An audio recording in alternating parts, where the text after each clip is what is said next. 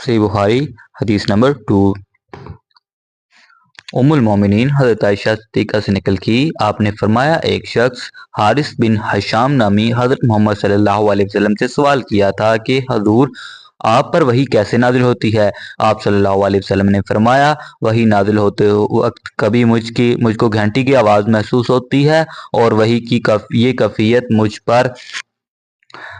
بہت شاق گزرتی ہے۔ جب یہ کیفیت ختم ہوتی ہے تو میرے دل دماغ اس فرشتے کے ذریعے نازل شدہ وحی محفوظ ہو جاتی ہے، اور کسی وقت ایسا ہوتا ہے کہ فرشتہ بشکل انسان میرے پاس آتا ہے اور مجھ سے کلام کرتا ہے، بس میں اس کا کہا ہوا یاد رکھ لیتا ہوں۔ حضرت عائشہ صدیقہ بیان کرتی ہیں میں نے سخت کڑاکے کی سردی میں حضرت محمد صلی اللہ علیہ وسلم کو دیکھا ہے کہ آپ صلی اللہ علیہ وسلم وحی نازل ہوئی، اور جب اس سلسلہ موقوف ہوا تو آپ صلی اللہ علیہ وسلم کی پیشانی پسینے سے شربور تھی۔